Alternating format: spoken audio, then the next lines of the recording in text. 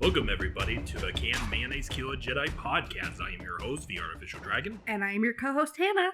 All right, and today is our 14th episode, I believe. And first off, I want to give a massive thanks to all the people that have been watching the Verpine episode as of late. It's our second popular episode. It's our second most popular episode at around 540-ish views at the time of his recording, somewhere around there.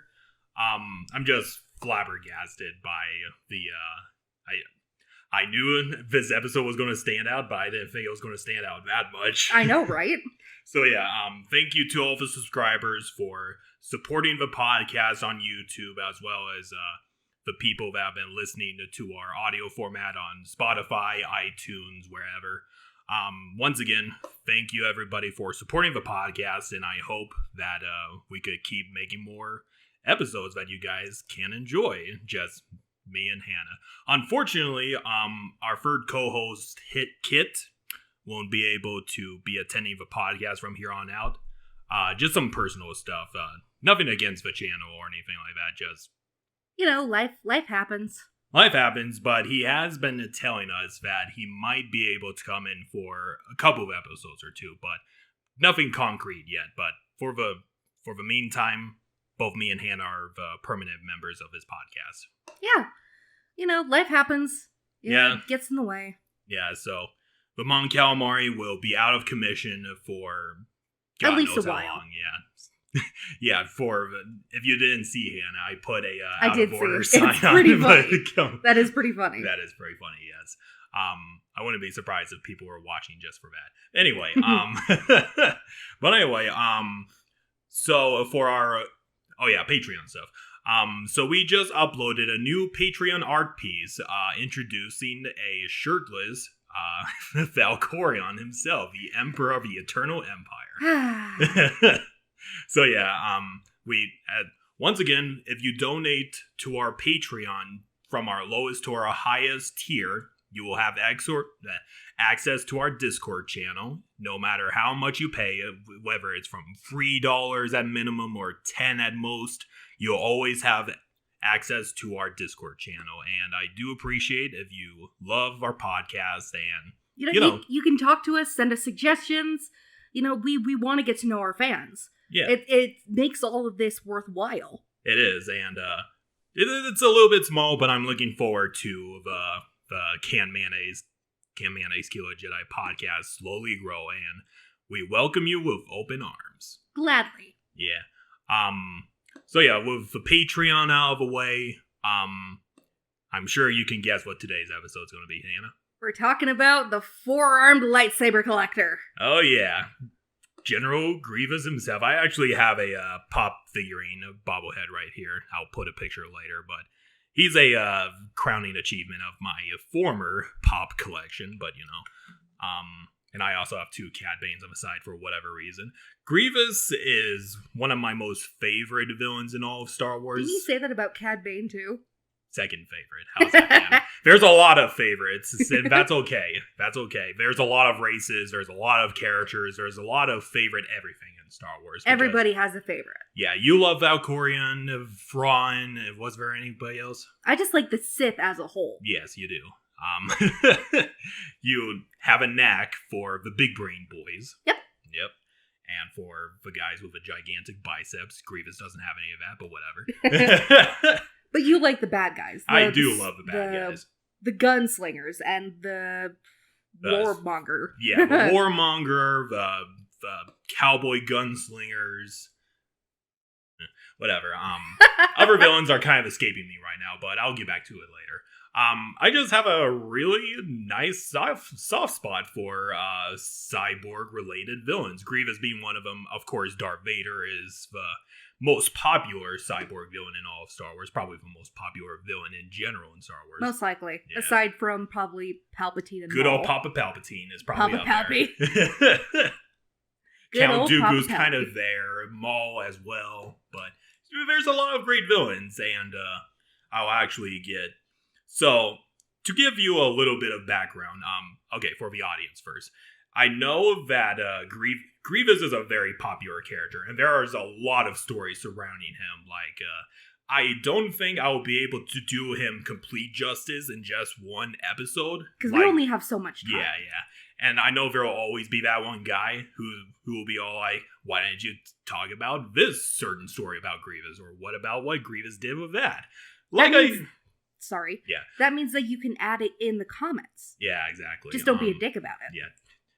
It's always good to put fun facts here and there. Just don't be a bamboo head or whatever. Poodoo head. There we go. My proper Star Wars slang pronunciations. Anyway, where was I going with this? Okay. So point is, I will be talking about Grievous in the beginning, in the middle, maybe a little bit of his personalities and relationship with other characters, and a little bit of his accomplishments here and there, but the most important thing that we're going to be talking about is who Grievous is as a character. That's the point of these episodes, like we did with Vitiate and all that fun stuff. And depending on fans who have seen, the prequels don't cover a lot of Grievous. Oh yeah, like when George Lucas was creating Grievous, he was creating a Darth Vader clone, just your average mustache twirling villain that you would find in a Saturday morning cartoon. That's kind of like what a lot of people have a grudge about with canon Grievous, because, he's just your Saturday morning villain who always loses. Yeah. But he actually has a very deep character, so I'll get more into his origins. It's almost like on the surface, he's just like, oh yeah, he's a general for Dooku, whatever. Yeah. But with this episode, we're going to delve deeper. And also, fun fact, before he was actually introduced on the big screen in Revenge of the Sith, I still remember watching that movie when I was very, very young, he actually got introduced in the old Clone Wars, which was made by the creator of Samurai Jack. Oh, right, the animated one. Yeah, the 2D animated one. Yeah, that was his first proper introduction to audiences, and he was just this unstoppable monster who could kill Jedi handily. He's just a force of nature. He ripped through a battalion of Jedi. Oh, yeah. And kicked Shakti's ass. Oh, yeah. And then the movie came around. It's like, this is the guy who killed 1 million Jedi? What the fuck? That sort of thing. Yeah, it's kind of like watered down, like, what the fuck happened? Yeah. The asthmatic. I'll get a little bit into his coughing fits, but anyway. So, interestingly, so as I was doing research, I remember back in the day when Disney got the rights for Star Wars and all that fun stuff, and when there's the canon and the legend section of everything, there wasn't really a canon origins for Grievous, but from what I remember back in the day, like high school, like 6 years ago or something like that, and word of mouth from YouTuber, his origin story was basically along the lines of he's a warlord who faced numerous amounts of opponents. He's unstoppable. Then he comes across the Jedi with their mystical powers in the Force and their laser swords, and he's all like, God damn, I want to join the Jedi. And he approaches the Jedi, and he's all like, hey, can I become a Jedi? And the Jedi looked at this fully grown Kaleesh Warlord, and they're like, nah, fam. Did he really? Yeah. I mean, that's the story that I've heard. Huh. And then Grievous was like, I'm so fucking mad, I'm gonna make myself a cyborg. Fuck you, Jedi. Which is obviously very stupid. It does sound very stupid. Yeah, but that's like word of mouth that I've heard from YouTubers and friends back in the day.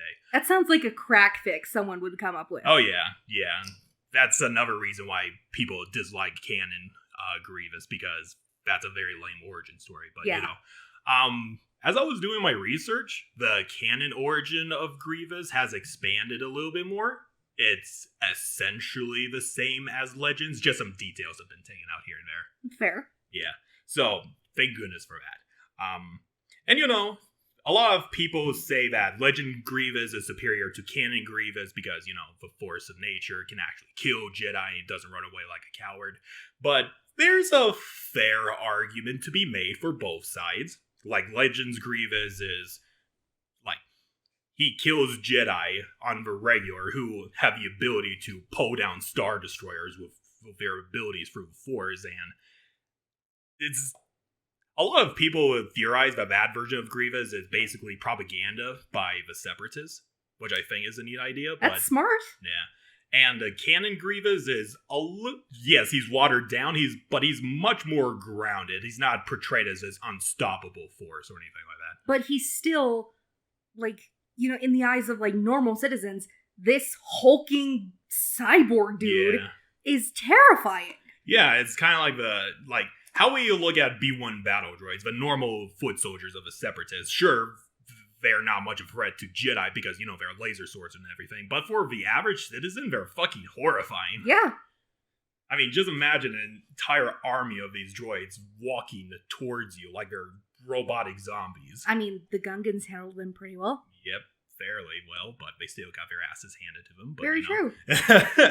But anyway, let me actually get into the meat of this episode and not do the semantics or anything like that. So, it wasn't exactly known when Grievous was born, assumingly it was like a couple of decades before the Battle of Naboo or invasion of Naboo back in 32 BPY. Mm-hmm.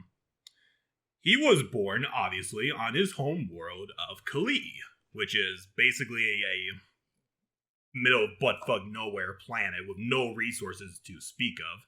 And he was born under the name of Qui-Min Jal-Shalal. I noticed that the Kaleesh names are really weird. Yeah, like, what was that Sith Apprentice character, Darvzel or something like that? Or, yeah, it was an Inquisitor. Oh, Zalak. Zalak.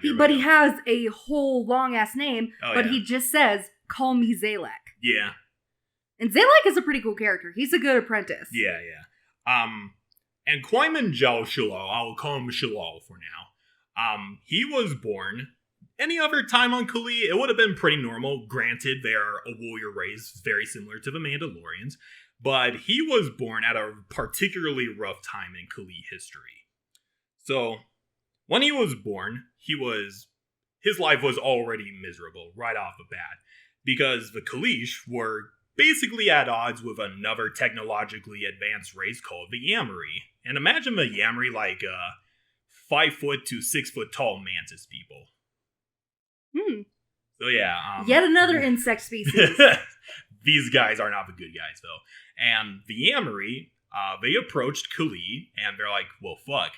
This is a backwater world with no resources, nothing that we could take from it. But it is full of these warrior people. We're going to abduct those as slaves. Oh, shit. And this has been happening for several generations. So, like, each Kaleesh, like, if you were living on Kaleesh as a Kaleesh at the time, you would hear stories of your neighbor being abducted in the middle of the night. The women, the children, the men, all of them gone. Never to be heard from again. And the women and the children, too. Of course, I had to make that reference. Yes, of course. And through their numerous generations of being abducted in the middle of the night by the Yamari, the Kaleesh gave him a appropriate moniker. They call him the Huck, which in the Kaleesh language means soulless bug. Very fair. Yep. And the Huck, so Qui-Min was kind of a angry little child because, you know, his parents and his, you know, neighbors, friends, and all that are under constant threat by these 7 foot tall mantis people. Mm-hmm. And his father decided, hey kid, I'm going to teach you the ways of a warrior so that you could defend your family and friends from these slavers. Well, duh.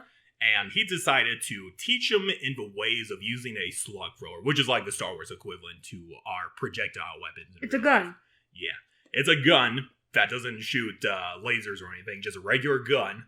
And he became basically a prodigy sniper, and at the age of 6, he's slain more than 40 of the Yamari under his name. God damn! And then by the age of 22, he had slain so many of them that he was seen as a demigod by his people. That is cool. Yeah, because I do know from a side quest it's a side quest for Zalak in the Old Republic, the Kaleesh believe that when they die, they become gods. Oh yeah, they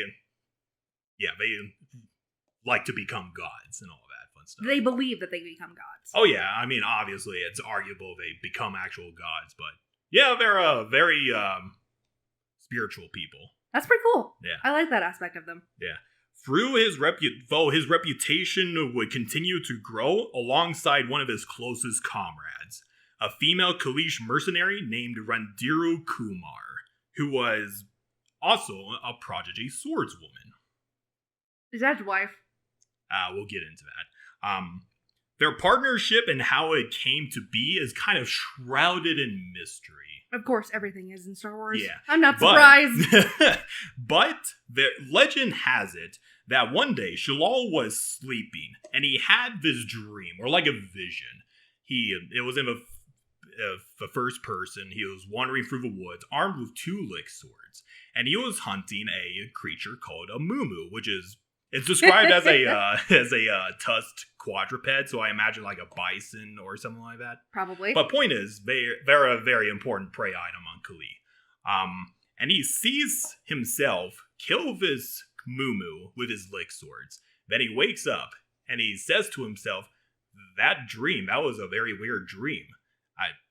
I guess it's a vision telling me I need to go mumu hunting. Might as well.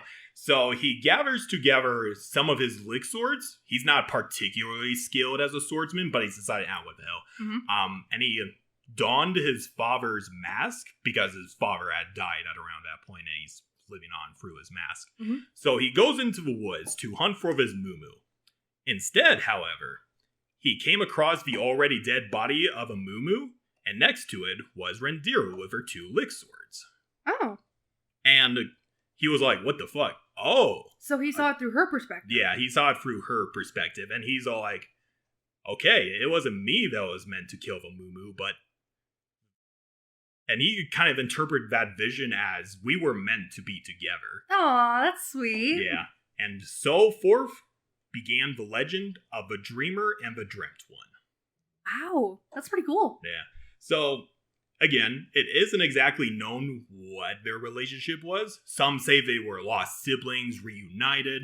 Others say that they were lovers, while many others just assume they were the closest of friends. It does sound like they're lovers. Yeah.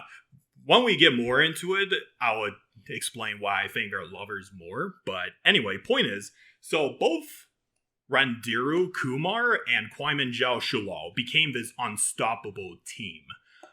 With, Randiru's skill with her swords, and Shalal with his skill as a marksman. And they were able to cut down several Huk all across the planet. Mm-hmm. And they were seen as heroes. Like, they became beacons of hope for the Kaleesh across the entire planet. Like, oh my god, the 2 twin demigods are saving us from these oppressors. And that's pretty cool. And they started to rally more warriors to their side to at last kick the Yamari off of their world so that none of their family or neighbors would get abducted and be taken into slavery for eternity. Mm-hmm. However, as most things are in Star Wars, that thing would be dashed away. Something happens. Yep. So, where was it?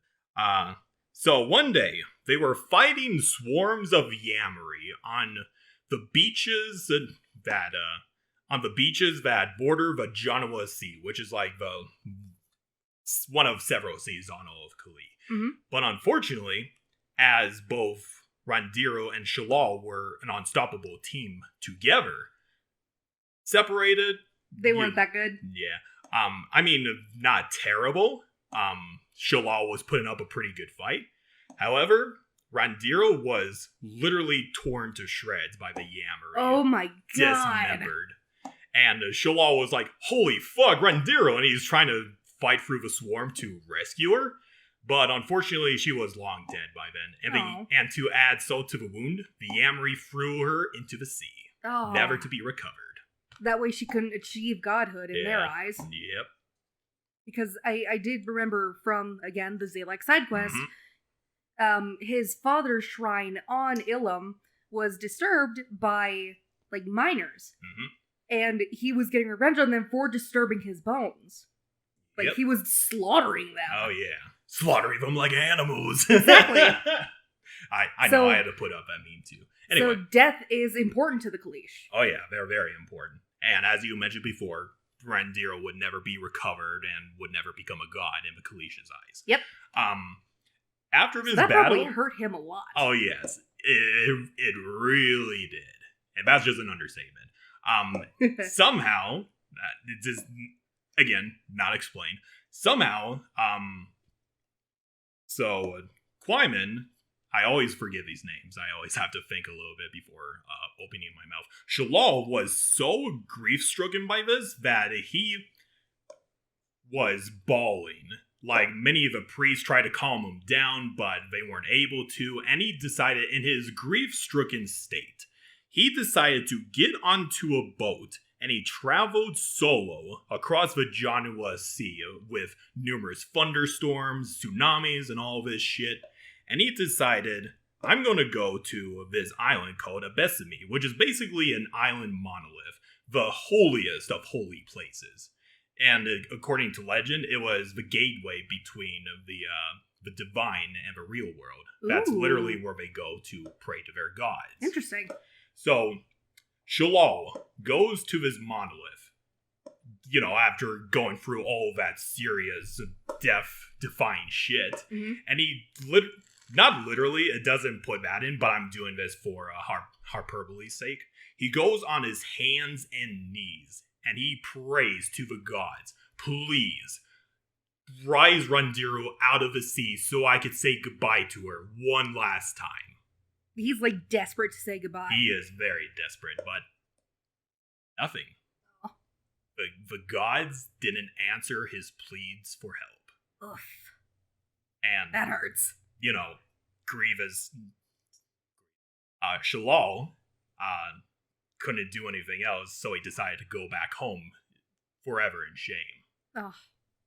And yeah, it was a really bad day for Grievous. But anyway, so afterwards, you want to know what he did? What'd he do? So to fill this void in his heart, you know, of his closest comrade being taken from him, he decided, well, we're not on a revenge streak just yet, but he decided to marry himself off to 10 wives, and he had 30 children in the process. Holy shit! Yeah. I thought he just had 2. No, he had 30 children. Well, I thought I knew the Kaleesh practiced polygamy. That's pretty cool, though. Yeah, he's just looking at both Chaotic Mundi. 30 kids? He had 30 kids. He got busy. Oh yeah, he did. Damn. Padme died from a broken heart. Grievous is looking at her and laughing. Looking at both Chaotic Mundi and Valkorion and laughs. Oh, you had 3 children? I have 30! Anyways, even though Shalal loved his wives and his children, and to a certain degree, they weren't able to fill the void of his empty heart that he had for Kumar. Which is why I like to lean that they're lovers more than siblings or whatever, because... Yeah. Even if you love someone, even if there are a lover or a friend, if you lose someone that important to you, it's always going to leave a hole in your heart. Oh yeah, it is. I know several people who have experienced that. I've experienced it myself. Yeah. So I totally understand. So yeah, Shalal was sad, even having a literal harem. Yeah, that sadness is gonna stick with you. That's what grief does. Yeah. And from that moment, Quaiman Jal Shalal died, and the name of Grievous took hold, for he would remain heartbroken for the rest of his life. Aw. So that's how... Yes, he wasn't born with the name Grievous, if it wasn't obvious. But then afterwards, even though he lost his partner, Grievous was determined to do one thing, and that was kick the Yamari off of his planet once and for all. So, basically what he did, he was able to reorganize his forces and even created a special group called the Asvara. I'm sure I'm mispronouncing that. It's basically a collection of 8 elite Kaleesh warriors who served as Grievous's personal bodyguards and generals. Interesting. And each one of them have their own army, so he essentially has the entire planet under his charge. That's badass. And so that's how he became a warlord. Oh yeah, he was a fucking Giga Chad. Despite, being literally heartbroken for the rest of his life, he was like, okay, whatever. I'm going to gather together all of my people and, fight for my lover. And kick these insects off of my planet. Fuck you!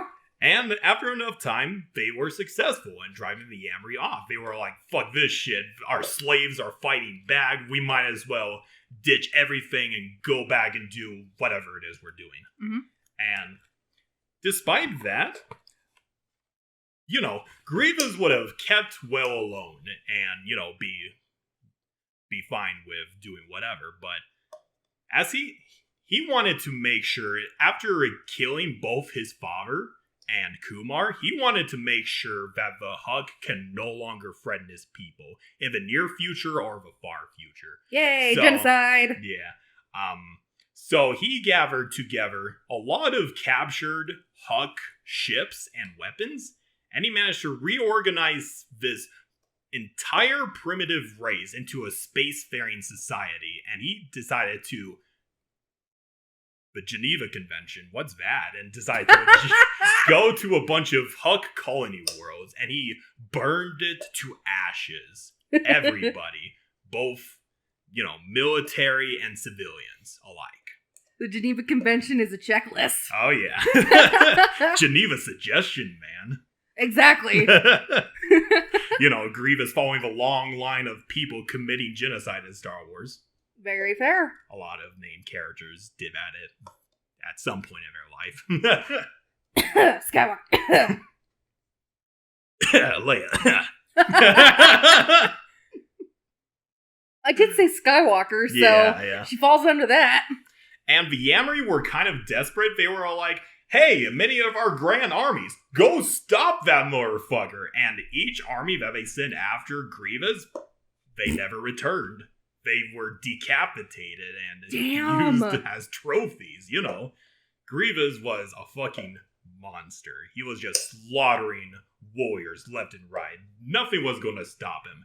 And if he was a Force user, he would have gone completely dark side. He would have been He'd swallowed by his hate. Yeah, he would have been an unstoppable Darksider.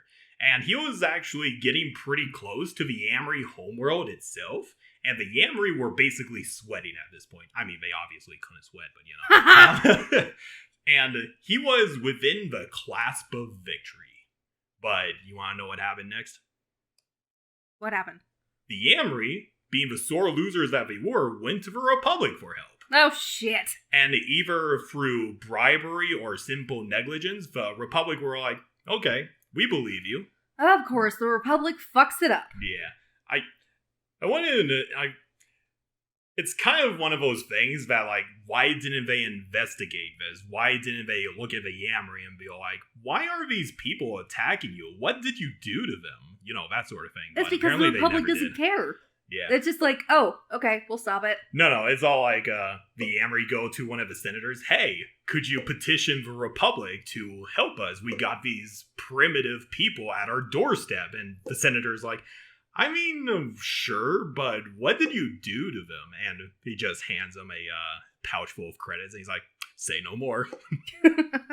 So, considering how corrupt the Senate is, yeah, I'm not surprised. Yeah. So basically, they petitioned the Republic, and the Republic in turn sent the Jedi to mediate things, quote unquote. Quote unquote, yeah. Mediate. And once the Jedi got involved, they pushed the Kaleesh straight back to their homeworld. Ouch. And Grievous was, once again, big blow to him. Oh, yeah. Not only to himself, but to his ego. Yeah. And on top of that, the Republic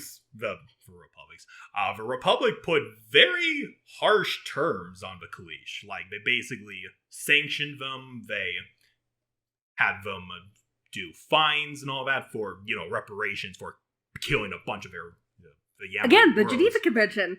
Oh, yeah. And that being said, the Kaleesh aren't exactly innocent, but it's pretty harsh. Yeah. Like, still, that sucks. Yeah, they were basically given fines that they had no way of paying back. And, sanctioned, their crops, their economy was going downhill, and basically all of Kaleesh was suffering from famine and starvation. That and sucks. Grievous looked upon his people like, sure, they were free now, but they were being assailed by a different kind of enemy. It's like, fuck, I'm a warlord. I can't help my people like this. And like, he's no farmer, let alone a politician. Yeah, he doesn't know what to do. Yeah, he's just stuck. He knows war. He knows battle. Yeah. But then, as of answering his plight, a certain person approached him. Let me guess. Dooku? No, that No? will come until much later. Okay. He was approached by this lovely, big-brained guy called Sand Hill of the Intergalactic Banking Clan. Oh. And Sand Hill was like, God damn, Grievous. I've heard the tales of this warlord who gathered together a very primitive race and beat back a space-faring insects. I want you to be my personal enforcer. Ah. And in return, I will pay off the debts of a Kaleesh and we will renew your economy. What's the catch? He just, be his personal debt collector. Fair. And Grievous at first was kind of insulted because he saw the banking clan and all these mega corporations as very soulless, much like the Yammeri. But he looked at his people and he's all like, this is the only way I could help my people. I might be working for a greedy corporation, but the It's Republic, what I can do. It's all I can do. the Republic isn't going to help. The Jedi aren't going to help. I might as well sell myself out with the banking clan.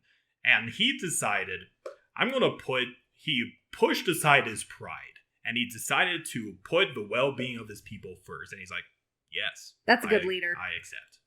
And with that, even though he was more of an indentured servant than anything else, but as long as his people are free, then he's content with that. And true to Sandhill's word, he was able to rejuvenate the Kaleesh and, have their economy renewed and, have the Republic fuck off with their fines and everything. And basically, so you remember the Collector from Mortal Kombat 11? Yes. That's basically the role that Grievous played for the banking clan. Okay.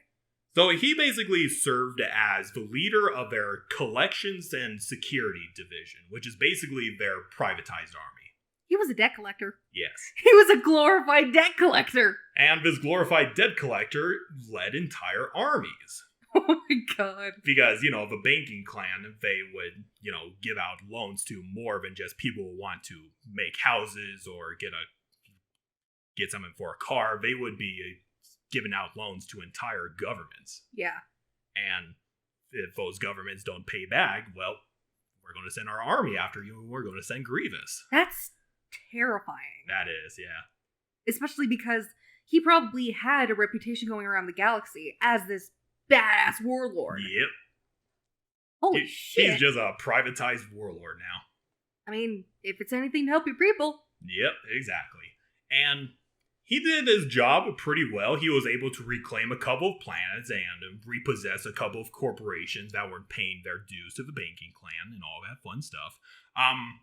Though, unfortunately, many of his troops were basically soulless droids, and he hated those droids with a passion. That's ironic.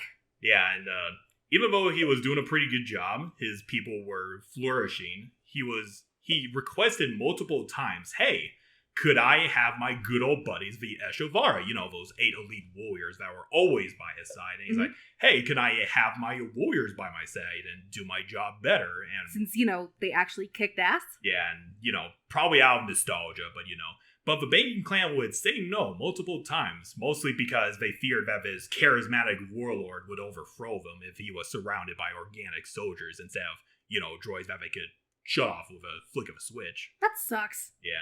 And Grievous was like, okay, if I'm not going to have my elite soldiers, can I at least have better combat droids instead of these incompetent ones? And the banking clan, with approval from their backer, was like, sure, we'll give you one. Who's the backer of the banking clan? I'll get to that later. Okay. Don't worry, this is all leading up to points. Anyway, so this was when the banking clan commissioned Hollow One Mechanicals, which are known for making assassin droids. Okay. And they created Grievous's trademark bodyguards, the IG-100 Magna Guards. You know those droids with the electro staffs and the red eyes? You're gonna have to show me a picture. Yeah. Or I will Google it. I got it. I got you. I got you, fam. There are so many droids to keep track of in Star Wars. Oh, those. Okay. Yeah, they were an elite bodyguard droid specifically asked by Grievous, and despite having pre-programmed the greatest fighting styles in the galaxy, Grievous was basically disgusted, have their memories erased, and he decided to train the droids himself. He was like, fuck this! You don't know how to train! Yeah. I'll do it! Yeah, which is pretty goddamn impressive, and he was a little bit disturbed that these mechanical beings move very similarly to his own personal bodyguards back on Kaleesh. But he was very content with these new bodyguard droids. Like, okay, I can work with this. He's like, I can work with this. Yeah, and had this gone on, he would have been content with serving the banking clan for the rest of his life. But history would soon force his hand. Of course. So, as always, something goes wrong. So news reached his ear that the Yamari, apparently being pissed off that they almost got curb stomped by the Kaleesh, decided that they were going to recolonize their world of Kaleesh. And in the process, they apparently desecrated numerous Kaleesh burial grounds. That's not good. And the Republic stood by and did nothing. And Grievous fucking course. And Grievous was fuming. He was furious. Who wouldn't be? And God damn, that's shitty. Yeah, as soon as his news reached his ears, he was like, okay, Sandhill, I appreciate you helping out my people, but I gotta go back to Kaleesh, so fuck you. Just fuck you. And he went back to Kaleesh, and he had plans to restart the war with the Yamari. Electric Boogaloo. Yeah. And Sandhill was also not happy that Grievous basically backed out of their contract. And for a little bit, he had contemplated sending an assassin because, he needed to send a message. Like, this is what happens when you leave a banking clan. But obviously, he kind of backpedaled because he was kind of fearful of what Grievous would do to him if he survived. Yep. And Sandhill decided to approach Pago the Lesser. And he's all like, hey, I have this little problem with a Kaleesh Warlord. I don't want to kill him, but what should we do? And Pago the Lesser kind of had ideas. And the financial backer that I mentioned earlier, he also had plans for this Kaleesh Warlord. Like, they were familiar with his reputation, and they were like, this guy could be a good candidate as the leader of our future army. So, here's the plan. So, Grievous, along with his 8 elite warriors, I could imagine he's very happy to see them again. Like, my buddies, yay! We're going to go back to killing bugs again, my favorite warriors. So, he gathered his elite forces and himself into this personal shuttle called the Martyr. And he gets into the pilot seat to resume the war with the Yamari. And as they're drifting over the Jawa Sea, there was a secret explosive device on his ship. Oh, it got sabotaged. It was fortunately, it's not a boom explosive, but it's an ion explosion. All right. And it disables his entire ship. Oh, and he sees himself plunge towards the Jawa Sea, the very same sea that consumed his lover not so long before. And the moment his ship met with water, it just exploded. Eesh. Fortunately, it sent his cockpit out, and he's just drifting in the sea. But what happened to his buddies? They all died in the explosion. No! More victims of a Jawa Sea. Of course. And not so long after, there was this manned aquatic ship manned by droids, and they salvaged what remained of Grievous's body. And so this is when he gets fucked up. Yeah. And the droids there was like a medical droid that analyzed him, and they're all like, he's breathing, but he's kind of going into a cardiac arrest because he's nothing but a torso and a couple of So arms. he got bisected. Oh, yes. Ouch. And there was a Well, he got the mall treatment. Yeah. Yeah. He's half a Kaleesh now. Anyway, and there was this cloaked figure that was supervising the operation, and he ordered the droid to turn him over, and the cloaked figure decided to use force lightning on him. And it was actually a special stasis technique to stop Grievous's heart until they could put him into a bacta tank and God knows wherever. And Grievous wakes up to find himself in a bacta tank.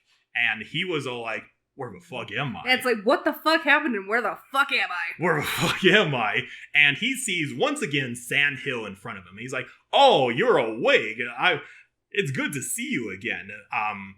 There was some sort of sabotage, probably the Jedi or the Republic or something like that. And it was very fortunate that we came across your body, and now Fucking you are. liar. It's very fortunate that we found you, but now you are in the middle of a recovery on our factory on Geonosis. And Grievous was all like, Geonosis? A true leader dies alongside with his soldiers. I demand you take me back to Kaleesh right now. Damn. And Sandhill is like, but we can't do that. Do you think we went through all this effort just to have you die back on your home world? And he was like, I could give you something much more than death. You want to have revenge against the Jedi, don't you? And Grievous was all like, the sooner I could get back to killing the Yamri, the sooner I could have my revenge on the Republic and all that stuff. And Sandhill was like, there is much more than petty squabbles between neighboring star systems. We currently have a government that's in several years in the making, a confederacy of independent systems, and you will be revived as a cybernetic warrior that will lead the largest droid army in the galaxy, and you will be able to crush the Jedi, and with your new body, you will have abilities beyond anything any Jedi could comprehend. Damn. And he was all like, and then after you help us establish this new world order, you could go back to your people as their greatest hero. And at first, Grievous was all like, your new world order means nothing to me. He was pissed. He was angry. He was very angry. And then Sandhill, dropping the act of being diplomatic, basically shocked him. And he was all like, I have a direct quote, if I could find it. It was basically all like, death in a bacta tank does not befit a great warrior general such as yourself. Shame. What would your ancestors think? Oh, he's pulling that card? Yep. What a dick! And then, Grievous had no other choice and he accepted. And the one thing that Grievous specifically requests is that in this process into a cyborg body, he wanted to keep his free will. But even that was brutally taken away from him. Aww. So let me actually get to the specifics if I can find it. So anyway, Jesus, I went through past most of my notes here. Anyway, so basically he went through the procedure where obviously there wasn't much left of him. So they took his entire skull along with his spinal cord, most of his lungs, his heart, and most of his, vital organs. So the vital bits. Yeah, the vital bits. They put the vital organs into a synth skin gut sack. Ew! Yeah. Ew! They put him into this cyborg body. And as they were doing this surgery, the Geonosians decided to, poke around with his brain and everything. Yuck. They trimmed away disturbing memories. So, technically, Grievous is a, what's the word, amnesiac? Amnesiac. So he probably doesn't remember most of his life after this. Oh my god! And they increase his anger receptors, making him more pissed than he already is. Of course the Geonosians would be able to do that. Yeah, they put, wires, they put a supercomputer in his head, and they actually, for good measure, they put a kill switch into his head in case he ever went rogue. Oh my god. And even with all that would not be enough to complete his transformation into the cyborg we all know and love today. In order to survive this process, he needed a blood transfusion. And Dooku knew exactly which donor to get. Oh, so the sponsor is Dooku. Yep. And Dooku decided to get blood from his good old friend, Sifo Dyas. Of course. So yeah, it's like, hey buddy, I need your blood. He's dead, by the way.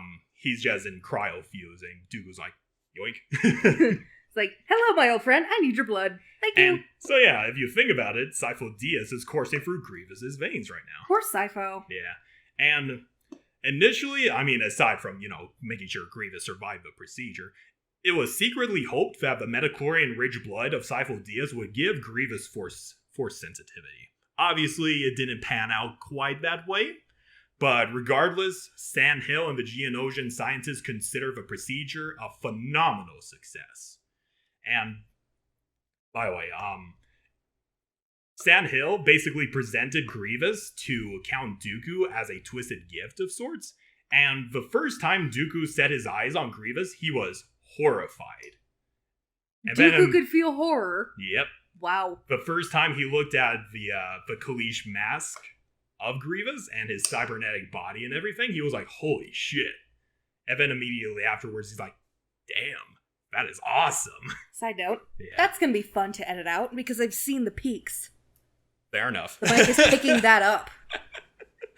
I should stop doing that. Anyway, so then, I'm not sure if this was before or after the start of the Clone Wars, but Dooku decided to train Grievous in the way of lightsaber combat. Of course. And for several months, hidden away on the planet of Geonosis, Grievous was just chilling in his flagship, surrounded by his Magna Guards, and Dooku decided, you did a pretty damn good job at training. I'm going to give you a gift. This one's belonged to my friend, and he handed his the lightsaber Sifo Dyas to Grievous. So his first lightsaber is Sifo's? Yep. Oh my god! And Grievous, kind of like keeping to himself, he looks at it, he grabs the lightsaber very reluctantly, and Dooku was all like, no one has ever received a lightsaber as a gift, especially not a droid. And then he walks off. Oh my god. I would have been angry. I would have killed him right there. Oh yeah. Grievous was seething. He was literally shaking in his chair in pure rage. And obviously this was perpetrated by Dooku to test his rage and everything. And he was contacting Sidious, and he was all like, our little experiment has gone according to your plans, Master. And Sidious was all like, yes, I can feel his rage, which is pretty goddamn impressive. Across the fucking galaxy. He's non-force sensitive, but he felt his rage. That's how goddamn powerful Grievous That's is. impressive. And in the next room, Grievous was seething in his chair, and out of nowhere, he jumps out of his chair, ignites the newly gifted lightsaber, and he cuts down all of his droid bodyguards. I think I remember seeing that in a comic. Yeah, and he yells at the top of his lungs, I am not a droid! I remember seeing that. Yeah. That is, like, bone-chilling. Oh, yeah. He knows, like, I am not a droid. I am still a organic being. How dare you? Yeah. Yeah. Pretty good results. By the way, the technology that was used on General Grievous would be further improved and used in the construction of Darth Vader several years later. Of course. Yep. Let me give you a nice little quote that explains Grievous in a nutshell by the Revenge of the Sith novelization. Mm-hmm. Really good fucking book. Grievous is not like the other leaders of the Separatists. Newt Gunray is treacherous and venal, but he's Nemodian. Venality and treachery are expected, and in the Chancellor of a Trade Federation, there are even virtues. Pago the Lesser is Archduke of the Weapon Masters of Geonosis, where the war began. He is analytical, pitiless, but also pragmatic, reasonable. The political heart of the Separatist Confederacy, Count Dooku, is known for his integrity, his principled stand against what he sees as corruption in the Senate. Though they believe he's wrong, many respect him for the courage of his mistaken convictions. These are hard beings, dangerous beings, ruthless and aggressive. General Grievous, though. Grievous is a monster. The Separatist Supreme Commander is an abomination of nature, a fusion of flesh and droid, and his droid parts have more compassion than what remains of his alien flesh. This half-living creature is a slaughterer of billions. Whole planets have burned at his command. He is the evil genius of a confederacy, the architect of their victories, the author of their atrocities. Jesus. Yeah, that is there's a lot of really good quotes about that, of Grievous in my novelizations. Do we get filled in on what happened to his wives and kids? Not really, assumingly they're out living their own lives and they're just unaware that Grievous is still alive out there. They probably just think he died in the sea. Yeah, most likely. It's a backwater planet, so you know. That sucks. I mean, still, there's a good possibility that there could be stories out there following his children, something like that. Probably. Which would be pretty cool in all honesty. But anyway, so for months, Grievous would lay hidden on Geonosis, and the day finally came. So, assumingly Grievous was hiding out in the catacombs and was just viewing the Petrinaki arena, where Padme, Anakin, and Obi-Wan were, fighting for their lives in the arena. Yep. And he watched everything. The Jedi arriving, the clone army arriving, and he saw the start of the Clone Wars hidden in the catacombs. And basically, so he was there. We just didn't know it. He was there in the Attack of the Clones, yes. That's cool. Yeah. And after the war began, Dooku basically gave Grievous a very simple task, and that was to protect the Separatist Council, as, they were getting the fuck out of Dodge. Yeah. And he was in the catacombs, armed with nothing but his bare hands and an electro staff. And he was ordered to leave no survivors. Of course. Several clones managed to make their way into the catacombs, along with a singular Jedi Master, and he killed all of them. Damn. And he managed to take his first lightsaber from her. Of course he did. And after he escorted the Separatist leaders, he also managed to get off-world, and Dooku was like, God damn, Grievous, you are very good at your job. He impressed him. Yeah, he was. And I think that's when he trained Grievous in a way of lightsaber combat. I don't know. But they weren't. It's up for debate. Yeah, timeline in Star Wars is fucking impossible sometimes. Yeah, I know, right? Anyway, where was I? For the first couple of months, Grievous didn't exactly take an active role in the Clone Wars. He was just kind of there in the background. And he actually didn't take his title of Supreme Commander until much later in the war. For the first couple months, the individual that led the Separatists was this Chiss named Severus Tan. Okay. And special note, she's a dark side acolyte and was one of Dooku's apprentices. But why was she not mentioned in canon? What the fuck? But even though she was a very good military strategist, she basically got killed within the first month of Clone Wars. Of course. Yeah. And Dooku was all like, okay, Grievous, you're up. And Grievous took an active role in the war. He wasn't exactly revealing himself to the galaxy just yet, but he managed to make his first debut on the planet of Hypori. Hypori, it doesn't mean much to you, but it's basically a special Techno-Union factory world. Mm-hmm. And the Republic were like, shit, there's a bunch of droid armies that are being produced there. We need to go stop them. And there was a task force that was, I believe it was made up of Chaotic Mundi, Shakti, Ayla Sakura, and several other Jedi. Was this what happened in the micro-series, yeah. Yeah, the micro-series. So, they arrived Apprentice Shaggy. Padawan Shaggy. Uh-oh, Scoob! Oh, Raggy, be careful! Oh! Raggy got crushed! Yes, that is a really good episode in that series, though. Yeah. That was a fucking excellent episode. I can't pronounce his name for the life of me, but everything he makes is gold. Yeah. Including the Primal series. I'm not sure if you watch that, but semantics. So Grievous revealed himself for the first time. So his forces there kind of knew that the Republic were going to arrive. At the moment they came out of hyperspace, several hidden mines blew them out of the sky, and they crashed onto the world behind enemy lines. And they were basically surrounded at all sides by the droid army. Damn, that sucks. And the remaining Jedi, Kayati Mundi, Ayla Sakura, Shakti, 3 other Jedi, I can't remember. Well, Shaggy gets killed. Yeah, he gets fucking stomped on. He got literally crushed to death. So they were surrounded in one of the crashed ships. And initially they were open firing on the ship, but Grievous ordered them to stand down. And he goes all Assassin's Creed on them. Yeah, he made this declaration. You are surrounded. Your army's decimated. Make peace with the Force now, for this is your final hour. For I, General Grievous, am not without mercy. I will grant you a warrior's death. Prepare.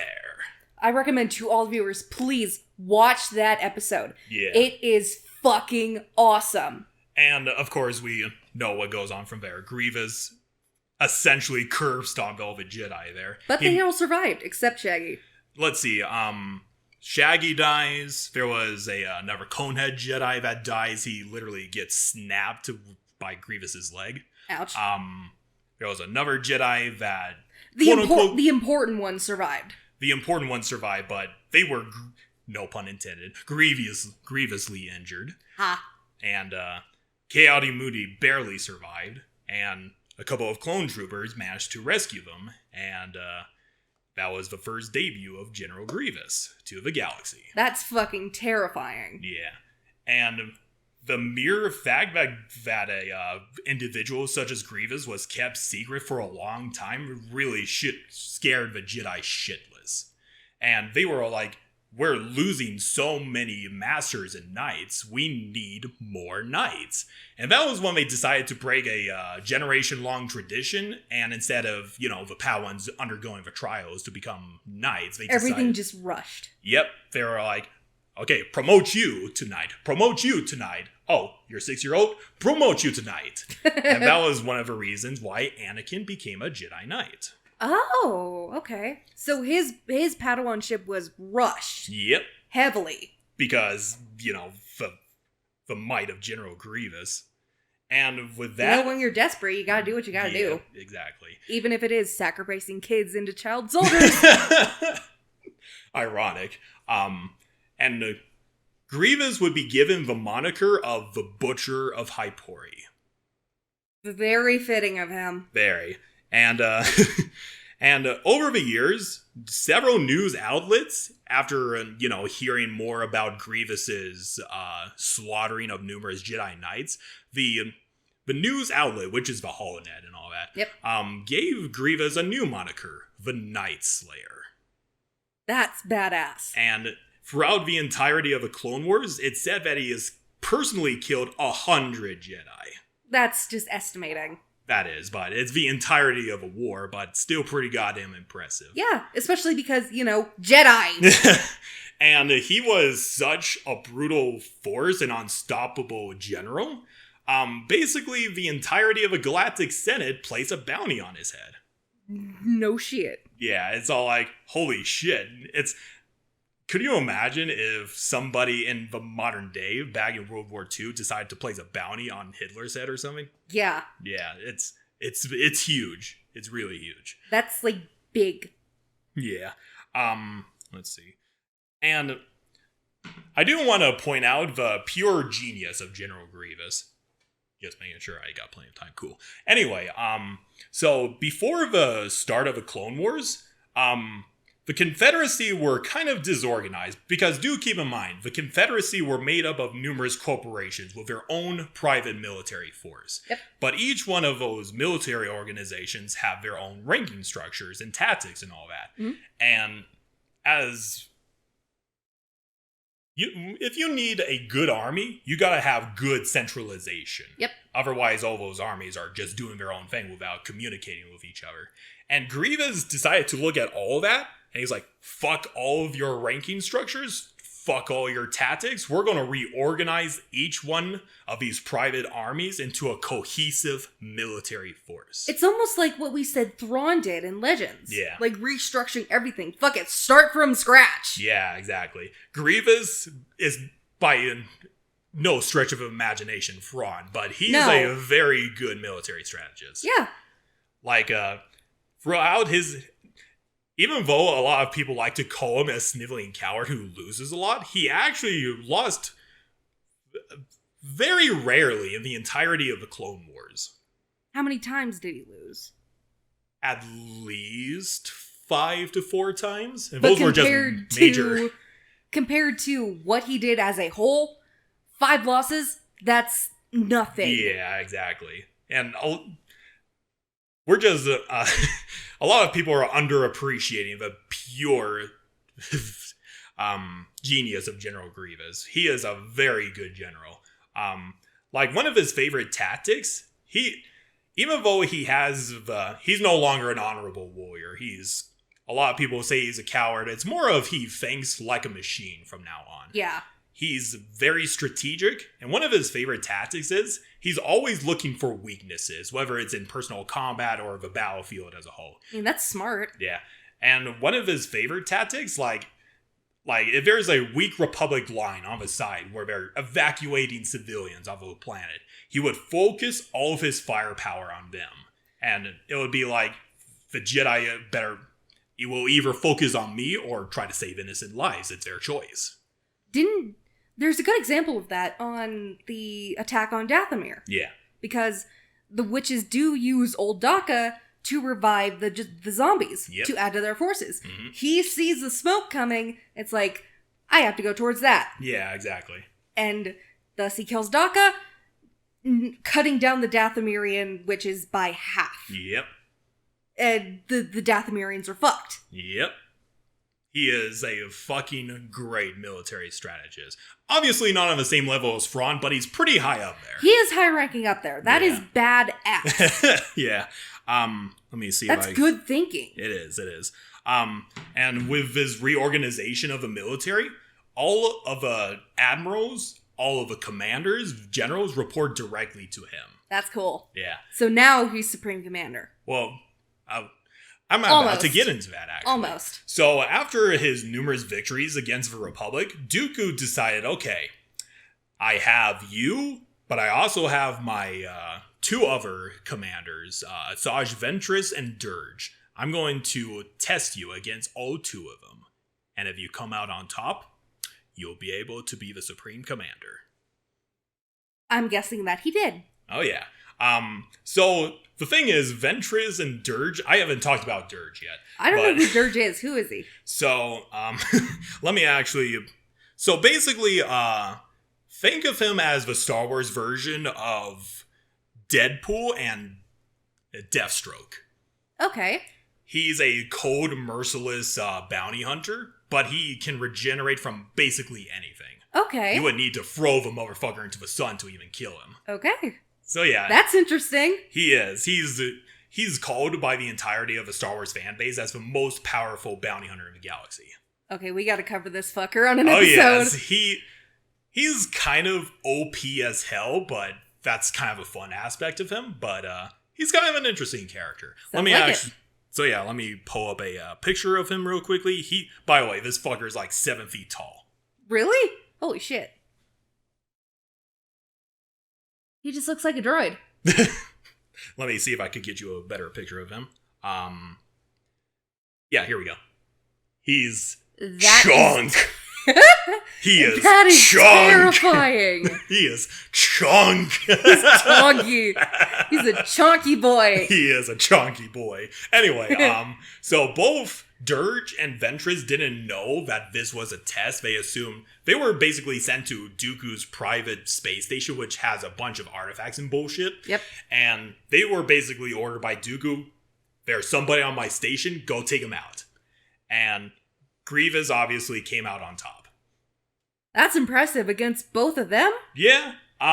So basically he impaled a Dirge twice with his lightsabers and decapitated him. Obviously not killing him, but he incapacitated him, let's just say. What about Ventress? Ventress put up a better fight. She, being an actual Force user, she was all like, what the hell are you? Because this is literally their first encounter. Yeah. And then Grievous, she Force pushed him into a nearby tank or whatever, and Grievous just stands right up, grabs her by the neck, and he says, I am the future, and he chokes her into unconsciousness. Damn. And just submit, bitch! Yeah, he's goddamn Chad. Yeah. So he takes both of the bodies back to Dooku, and he's all like, hey, Dooku, I passed your test. Do you want me to send these motherfuckers into the vacuum of space? And Dooku's like, no, I need them. And he was like, good job, Grievous. You are now the supreme commander of a droid army. That's badass, especially against fucking Deathstroke, Star Wars Deathstroke, and Ventress, who is a really damn good fighter. Yeah, both of them are really good Jedi killers, and Grievous curbs on both of them. That's got to be a blow to the ego. Oh, that's a big blow to your ego. Oh yeah, obviously. And with that, Grievous was kind of insulted because, he's basically the leader of everything that he hated. But he's obviously not going to say no to the promotion because he's... Most likely he doesn't care. It's like, this is more important. Yeah. Even though they basically brainwashed him, making him more angry than he already is, there are still small remnants of his noble Kaleesh past. Like, he would always defy Dooku, like Dooku would expect him to be, a mindless droid or something like that. But Grievous was like, fuck you, and he decided to wear cloaks. Yeah, I forgot he wore a cape. Yeah, he wore a cape, which is very representative of his days as a Kaleesh warlord. So he has the balls to defy Dooku. Oh, yeah. When anyone else tries it, he'll fucking shock him with Force lightning. Like, how dare you? Exactly. That is ballsy. Yeah. Let me see. So, through his numerous accomplishments, for a little bit, he was the commander of a prototype superweapon called the Malevolence. We talked about it a little bit in our super weapons episode. Yeah, you're right. Yeah. It's basically a gigantic fuck-off cruiser that has ion cannons and everything. Mm-hmm. So that's actually pretty high for someone of his stature. Let's see. And then, of course, he does have a couple of hiccups here and there. Let me actually go through. Here we go. One of his many successful military campaigns was in the form of a campaign called Operation Dirge's Lance. Basically, it's a campaign where they basically cut through an important Republic supply line, which goes to many of their important membership worlds. Like, he went to Duros, the homeworld of a Duros race. Yep. And he basically conquered that nearly effortlessly. Of course. Yeah. And then he went to another planet called Hambrini. I hope I'm pronouncing that correct. Basically, Hambrini is a important founder of a republic. It's very similar to Coruscant, where it has cities all over its world. Yeah. And Grievous was all like, this is what happens to anybody that follows the republic. And he reduced the entire world to nothing but ash. Oh, damn. So yeah, he's like, this is going to happen to Coruscant in the future. Like, that's a good sign against your enemies. Like, fuck around and find out, bitch. Yeah. And on top of that, Grievous decided to break the Geneva Convention again. And he unleashed this virus called the Brain Rot Plague. Oof. Which basically spread throughout the entire sector that he was conquering, and it killed many clone armies and basically killed a lot of humans. Jeez. So yeah, I'm surprised we didn't talk about that in our last Halloween episode. Yeah. Yeah, it was pretty gnarly. So yeah, Grievous not being a stranger to war crimes,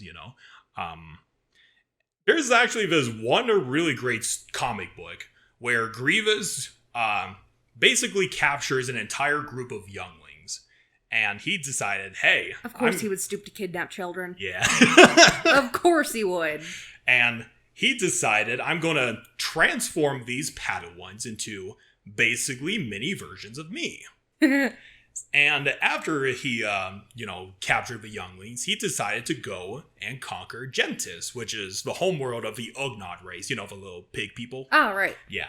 He managed to conquer it effortlessly. Of course. And basically, he enslaved the entire population because the Ugnaught are very good engineers and all that. Yep. He sent them off to numerous droid factories across the galaxy and all that fun stuff. And he wanted to make an example for the Padawans if they defy him or anything like that. So he gathered them up, and he was all like, your life is going to change from this point onwards. And one of the Padawans was being defiant, force posed one of his collected lightsabers out. Activates it. Yeah. Hacks apart a couple of nearby droids, and Grievous is all like pathetic. And he reaches out with his hands, grabs a Padawan by the hand, and literally lifts him up like a child. And he's all like, really? This is the power of my word. And he's all like, you see that little building over there in the center of the city? And she's all like, yeah. This is the power of my word. And he orders his fleet to do a precise bombardment. And that entire building, by the way, holds the population of the Ugnaught population in there. And he ordered a bombardment on that building, destroying it. Oh my god. And he's like, this is the power of my word. That is terrifying. Yep. Especially to a youngling who barely knows anything about the Force. Yep. It's like, oh shit. But obviously they didn't get transformed into mini Grievouses. They actually got rescued by a couple of Jedi and surviving Ugnaught.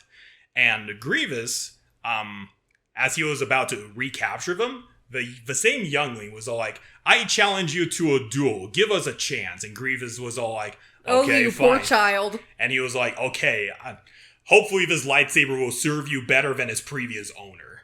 And they had a little scuffle, but Grievous effortlessly disarms him. And he's all like, I'll have my lightsaber back now. He didn't even kill him? Nope. Wow. I mean, they were obviously about to execute the Padawans because they defied him way too many times, but it was just that nice little... It's basically his noble side resurfacing, giving the Padawan a chance to fight back. Especially because I don't think... Okay, would Grievous stoop that low and kill kids? Cad Bane would. Well, yeah. Cad Bane kidnapped kids! I wouldn't doubt it if Grievous stooped that low to kill kids, but at least he gave them a chance first. He gave them a chance. That's noble. Yeah, surprisingly. That's still the noble part of him. Yeah. Obviously, the Padawans got rescued by some Jedi Knights that were there at the time. And he managed to cut down those Jedi, the remaining survivor Jedi. Created basically a chain reaction in the facility they were at, which was so powerful, it shaped the core of the planet itself, and Grievous survived. Ugh. Yeah. Of course he did. Plot armor. But that's a really good story. It really makes Grievous fucking terrifying. Leading up to Utapau, how far are we now? 2 years away, I think. Okay. So anyway, I'm just going through several of his accomplishments here and there. Let me see if I could... There was a brief time where basically both the Republic and the Confederacy were like, this war is dragging out way too long. We need to settle for peace so that we could get back to doing whatever. And many representatives... Wait, the Confederacy even agreed? Yeah. Wow. Because, Dooku was trying to be the benevolent leader, but obviously he doesn't want that to happen. Mm-hmm. So he goes to Grievous and he's like, all right, Grievous, I want you to send sabotage droids to the capital of Coruscant itself and basically scare the Senate back into resuming the war with the Confederacy. And for the first time in 5,000 years, the entirety of a Senate district was basically in chaos. Wow. Yep. Because I thought, didn't Cad Bane try to do that too? Well, he took the Senate hostage, but Grievous basically shut off all power to the Senate district. Oh, shit. So yeah, it was an absolute chaos because they're like, this is a terrorist attack. Why should we make peace with people that were so underhanded in this? Yeah. So yeah. Damn. That's smart. It is very smart. Um, Even though Grievous is a very ruthless warrior, he could be surprisingly diplomatic at times. So you remember the Togorians, who are the cat people? Yeah. You're playing a Togorian in a one-shot campaign. Yes. The tiger people. Yeah, the tiger people. There are like 1 million cat people in Star Wars. Not the anime girl Nikos, but whatever. So he decided to go to Togora because they were allied with the Republic at the time. And it wasn't exactly known how he convinced them, but he appealed to their martial warrior culture. And the Togorians were like, God damn, you are awesome. Yes, we're going to join the Confederacy. That's cool. And the Republic reinforcements arrived, and they were like, hey guys, we're going to help you out in repelling Grievous. And were we ready to kick ass? Like, yeah, no. about that. We're going to kill you now. What? Ah! So yeah, he could be surprisingly diplomatic at times. That's surprising. Yeah. Then, of course, we gotta announce the elephants in the room. Well, okay, he also genocided the Night Sisters, but, you know, it's its own thing. Watch that episode. It's good. It is really good. There were a couple of times that he failed. Like, he attempted to invade, what was it? The Boffin homeworld, which is called Boffawee. Mm-hmm. He got outsmarted by Anakin Skywalker. Of course he did. There's this Clone Wars episode where Grievous decided to go through an asteroid belt, and the idea is to have the asteroids be shields and cover you. Yeah. But little did you realize that Anakin placed several artillery pieces on the asteroids and basically blew the ships to oblivion, and he got the fuck out of Dodge. Just, oh shit, turn around. And let's see. And of course, his numerous defeats at the hands of Kenobi. Hello there. Always a pain in the side for Grievous throughout the Clone Wars. Very true. Yeah. And then there was that other time where, near the beginning. In the beginning of the Clone Wars, the Wookiees were basically neutral in this war. And, you know, they favored the Republic more, but, you know, they didn't want to get fucked. Yeah. And they basically allowed both sides to use their important hyperspace routes and all that. And Grievous was kind of in the middle of negotiations with the Wookiees. And Grievous, probably out of impatience, basically wanted the negotiations to speed along. And he had the Trade Federation send down some probe droids to convince them to align with him. But one of those probe droids killed the son of a king of the Wookiees. That's not good. Yeah, and that's when the Wookiees sided with the Republic because of that. Smart. Yeah. Not for Grievous, Not but for yeah. Grievous, but good on the Wookiees' part. Yeah, but Wookiee was all like, you want my decision? War against the invaders. Just, fuck this, we're sending with the Republic. Hey, Yoda! Oh, man. Okay. So, even though Grievous was basically the face of a Confederacy military, he didn't have the greatest of relationships with most of his leaderships. Probably not. Yeah. He saw them okay.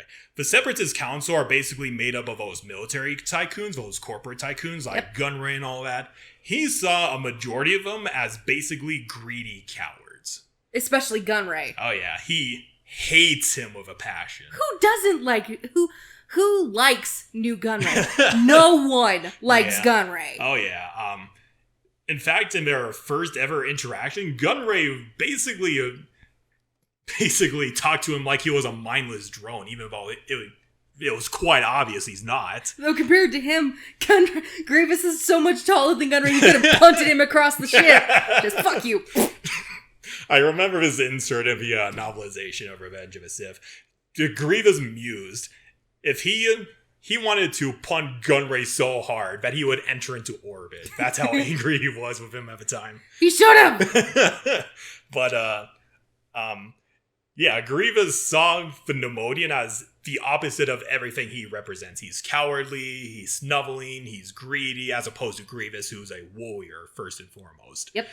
And were it up to him, he would gladly clasp both of his hands around Gunray's neck and snap his neck until there's nothing but silence. I know a lot of people who would do that. Oh, yeah. No one likes Gunray.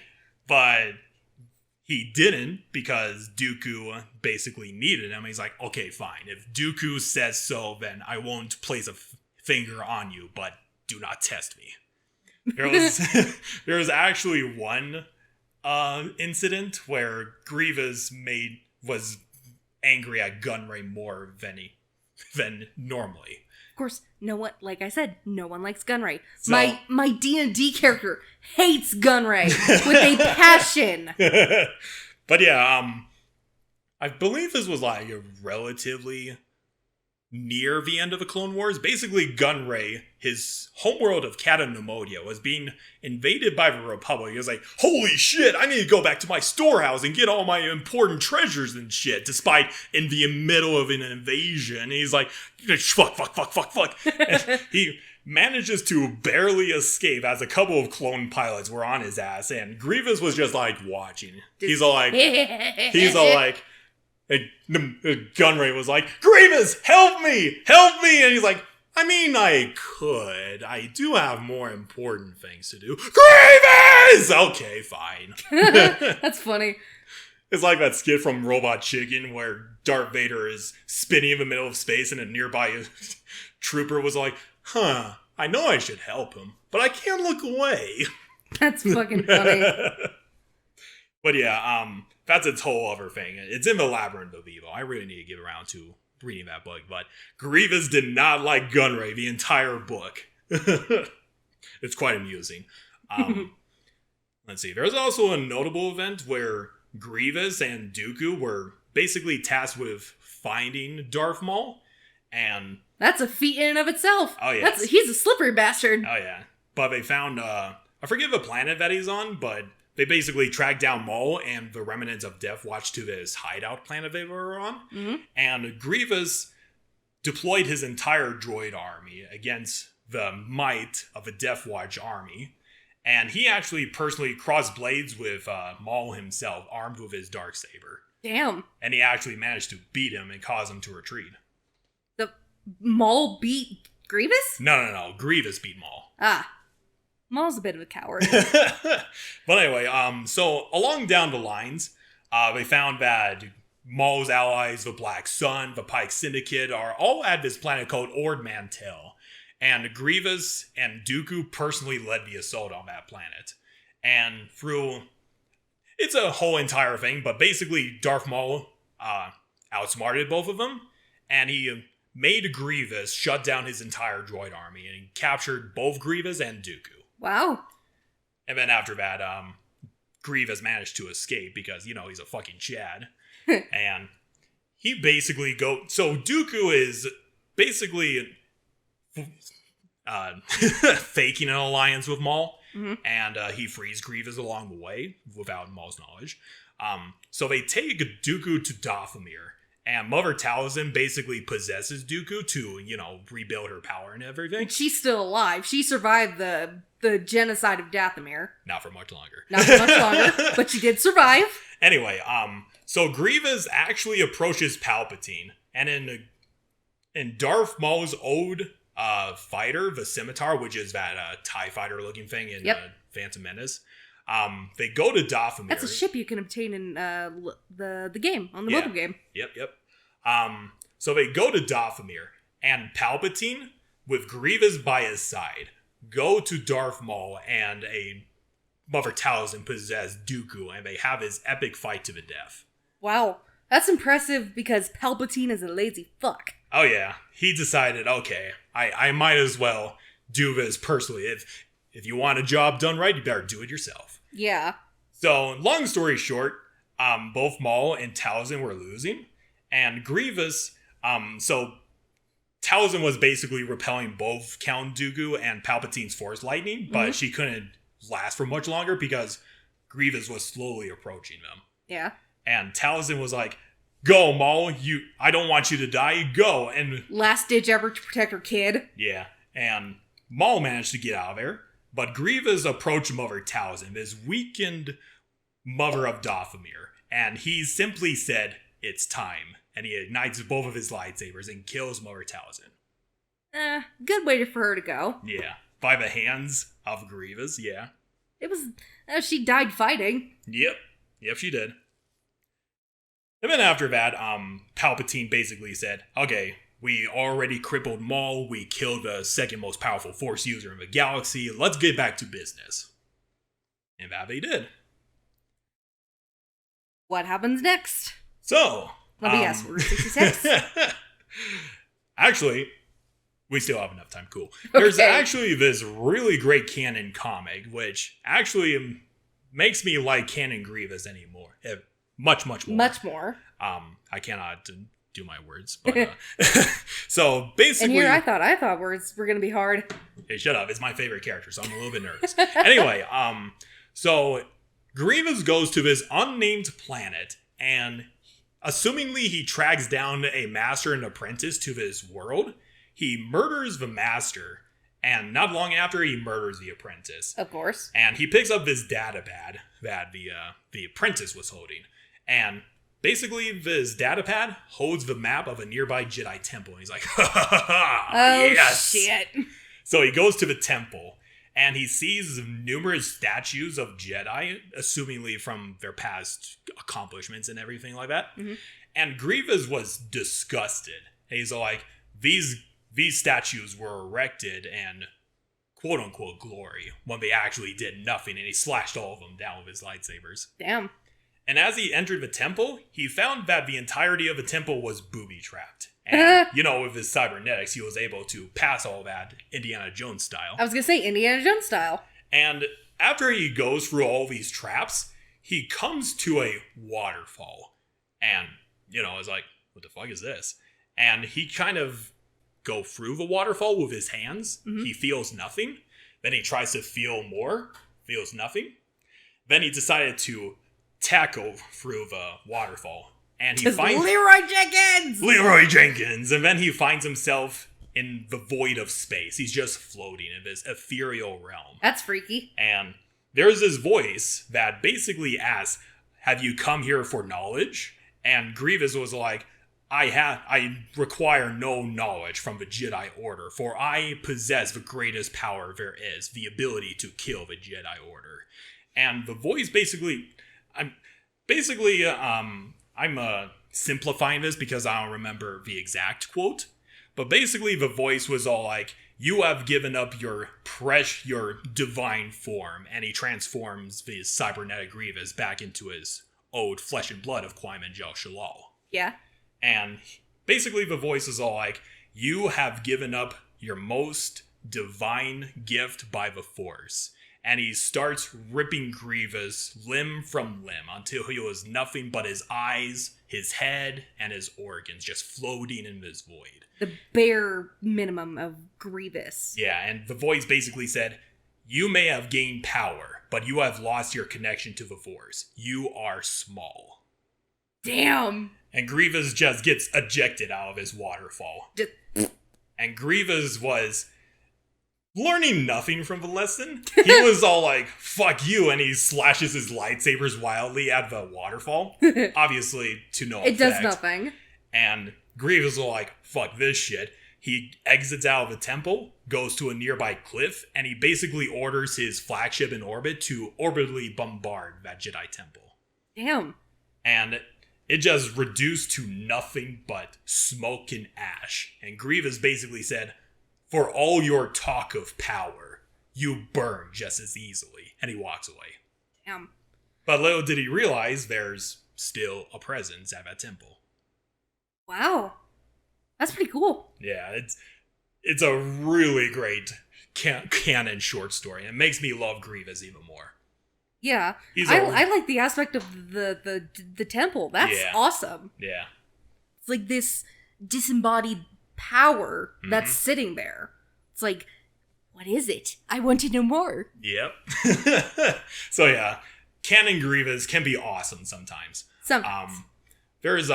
So he has a couple of encounters with Dipa B'Laba in the new canon on the Battle of Megiddo and everything. obviously he doesn't kill Deepa Balaba, but, he Yes, gets we all know how Deppa dies. Yeah. So he has his couple of encounters. Near the end of the Clone Wars, he was actually tasked with invading Kashyyyk, and, take its important hyperspace routes and everything like that. Actually, let me go back. So Grievous, he doesn't have a great relationship with a majority of the Separatist Council, obviously. Yep. A majority of a Separatist civilian population don't even know who he is. It's like, whatever. Yeah. And they probably don't even know what he looks like. In fact, there's this one event where, so Dooku was attending this gala at the Separatist homeworld of Raxus Secundus. Of course, the bougie bitch he is. And he was actually awarded a humanitarian award. And by his side, Grievous was just chilling, just following him around like a loyal lapdog and everything like that. And as Dooku is walking around, shaking hands with other officials and having conversations, Grievous was just following him around. And a majority of the guests there were disturbed. Like, who the fuck is this? Like, who is that? Is it another one of Dooku's bodyguards? What the hell? So yeah, he was kind of an unknown. It's like a creepy 7-foot tall robot dude. Oh, yeah. It's like, what the fuck? And obviously, do keep in mind, Palpatine controlled both sides of the war, and he would. Of course he did. It's Palpatine. He plays Grievous as the face of a confederacy for a good reason, and had them commit all these atrocities. Mm-hmm. Because it's kind of like, even though they did sue for peace, it's all like, hey, Palpatine, this Clone Wars is killing a lot of people, a lot of worlds are being burned, why don't we rein in the war and let the confederacy do their thing? And Palpatine would be like, really? You want to make peace with that? Fair enough. That's funny. It's like, you want to make peace with that? Okay. Yeah, so obviously Grievous was a very good motivator for continuing the war. So now we go to the nice little endgame stuff. So Grievous was originally tasked with invading Kashyyyk, but Palpatine basically assigned Grievous a new task. And that was a battle strategy that Grievous basically planned for the entire war. And that was the invasion of Coruscant. Okay. And it'll be its whole entire thing. But basically, with the help of secret hyperspace routes given to him by Sidious, basically the largest... Of course Sidious would know that. With multiple Confederacy fleets, Grievous appeared over the galactic capital, Coruscant itself. And it was a bloody massacre. Like, he sent numerous vulture droids to ravage the world, and he even ordered them to do suicide runs on all the civilian buildings and everything, just to cause general chaos. Oh, Lord. And that was... Kamikaze pilots. Yeah. Kamikaze vulture droids. I mean, they're droids, so they're not going to complain. Yep. Still, kamikaze. And this was basically a distraction for Grievous to kidnap the Chancellor himself. And, quote unquote. Yeah. And, Palpatine was guarded by several Jedi, led by Shakti herself. And she was still badass within that episode. Oh, yeah. She was like, this bitch ain't getting Palpatine no matter what. Yeah, and, they basically went on this wild goose chase across the entire surface of Coruscant. They went on mag trains, they jumped from spaceship to spaceship, getting away from Grievous. All while carrying Palpatine like a princess. Yeah. And there's actually this badass moment in the Labyrinth of Evil where Grievous actually fights Mace Windu himself on top of a train. Wow. And, pretty goddamn impressive. And I didn't explain this earlier, but Grievous basically has supercomputers in his brain, which allow him to... You did explain it earlier. Yeah, I did explain it a little bit earlier. But that's why he's such a goddamn good killing machine, is because he could imitate the fighting styles of any opponent. Because why the fuck not? Yeah. And through his... just like Taskmaster. Yeah. And through his confrontation with Mace Windu, he basically copied his signature Vapad style. So, just out of fucking nowhere, he knows Vapad. Yep. And Mace Windu's like, shit, and he force pushed him off of a train because he didn't want to engage with that. Just fuck that. Hell no. But just the fact that Grievous was able to go toe-to-toe with fucking Mace Windu himself is pretty goddamn impressive. Yeah. And Mace Windu himself went toe-to-toe with Palpatine of all people. Where he blinked in and out of existence. Yep. Anyway, so long story short, Grievous basically cut down a shit ton of Jedi and managed to reach Palpatine.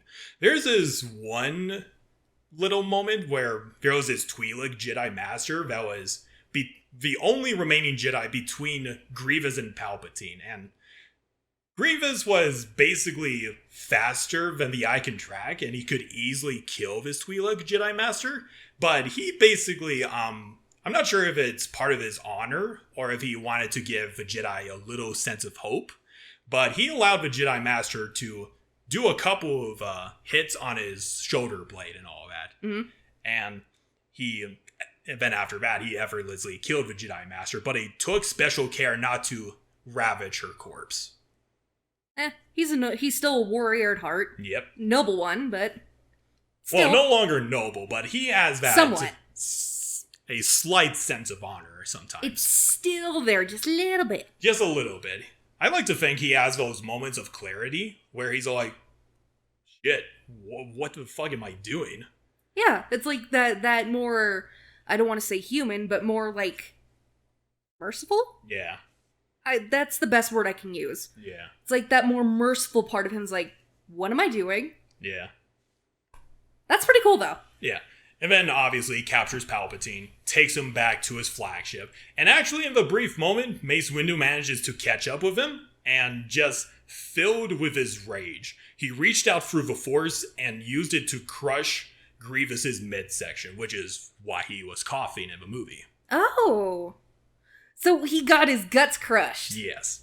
He's like, So that's why he's coughing. Okay. Yeah. Apparently, that's a neat explanation for Legends, but even then in a TV show where before he got canonically crushed by Mace Windu, he still coughs, but whatever. I mean, even I saw on the 2D episode,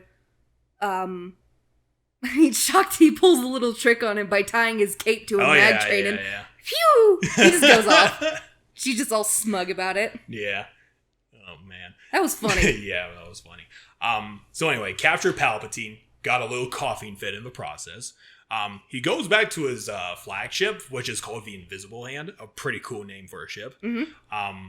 However, before Anakin and Obi-Wan arrived, there were a couple of Jedi Knights that basically did a blitzkrieg onto Grievous's ship, trying to rescue Palpatine, but obviously Grievous just murdered obviously all they of them. failed.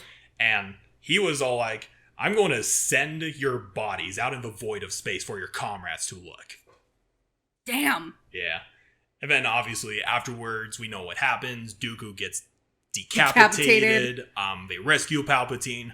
Grievous is forced to retreat.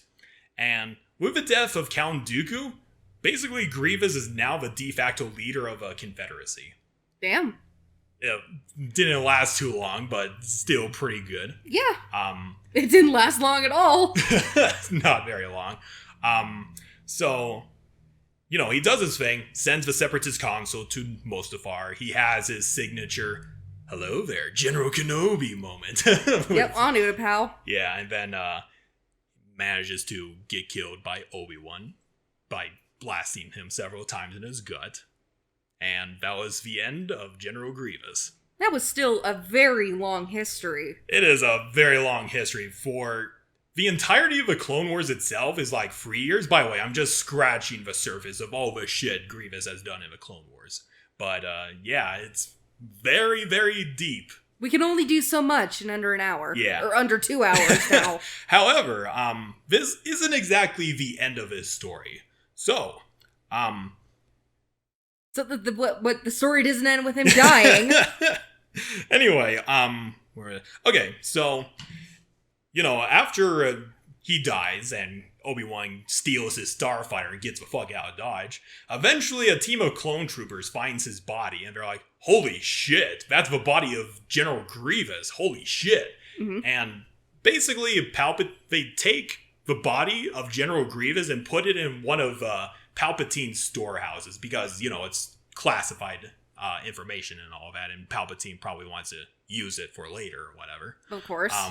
And it would gather dust on one of the warehouses of Utapau for like over 20 years, somewhere around there. Wasn't it rumored that Thrawn possibly had Grievous's mask? Yes. But actually, Grievous kind of gets revived later. What? So there's this old Star Wars MMO called Star Wars Galaxies. And basically it takes place during the Galactic Civil War era, the original trilogy and all that. Mm-hmm. So basically there was this Imperial cyberneticist who found the hollowed out cybernetic body of General Grievous, and he decided, I'm going to use that to create the next future of advanced combat droids. And basically what he did is he got the most advanced AI chip in the galaxy and inserted it into Grievous's body. Wow. And obviously Grievous himself wasn't revived, but this new being was, given life. And this being would be called NK Necrosis. And it's basically this AI that's inhabiting, piloting his body. Piloting his body, basically. And the idea is, okay, we're going to make a new line of super soldiers by copying Grievous's body and as well as the AI. And NK Necrosis would stay hidden on the Wookiee homeworld of Kashyyyk for a little while until he was found by a bunch of spacers, player characters. Yeah. And he was gunned down.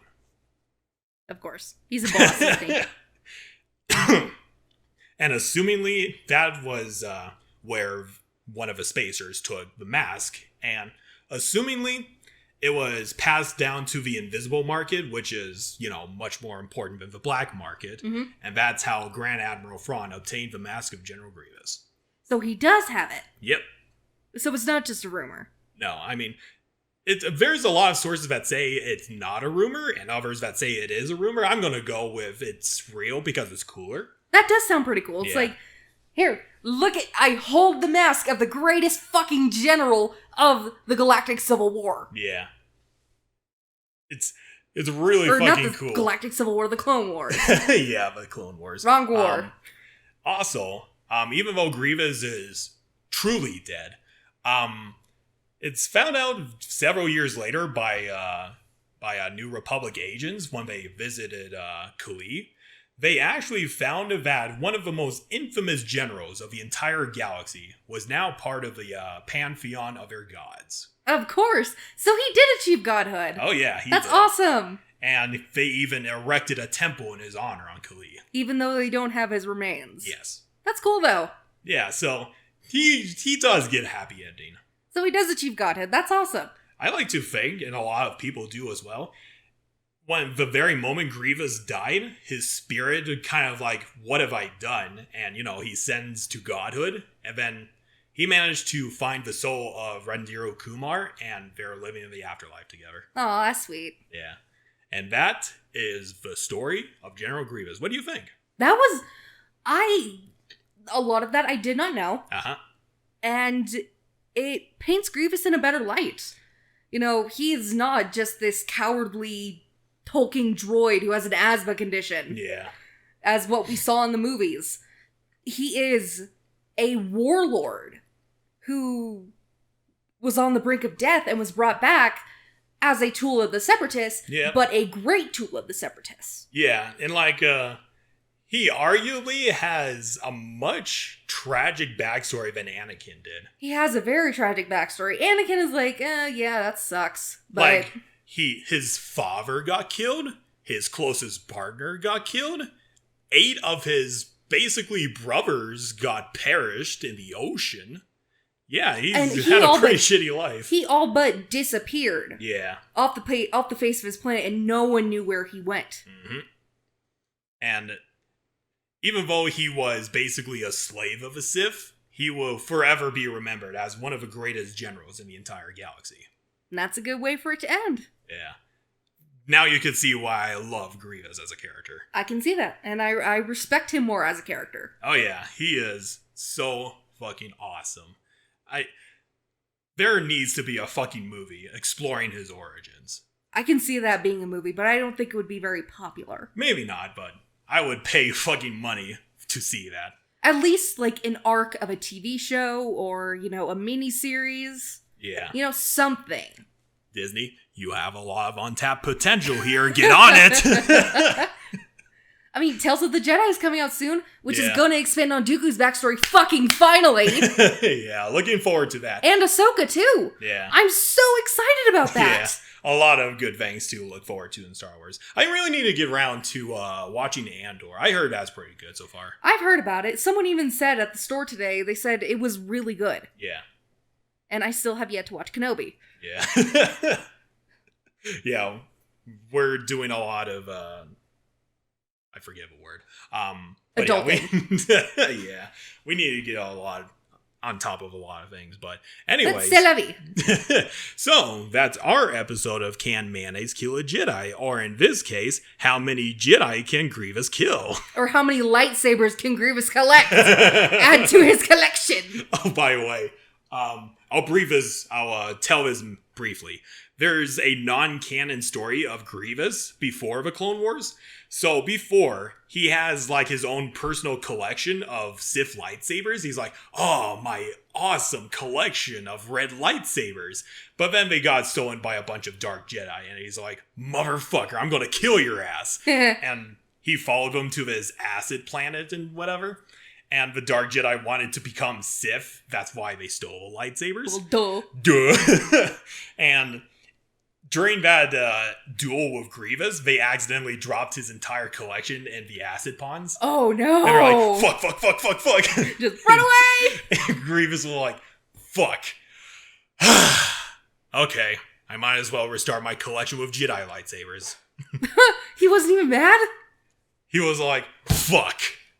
Okay, time to restart my collection. As of every collector's plights. Yeah, and that's the origin of the meme of, your lightsaber will be a fine addition to my collection. And that is the end of the episode. Yeah. Thank you all for listening. We hope you enjoyed. Yeah. Bye-bye. Bye-bye with that in.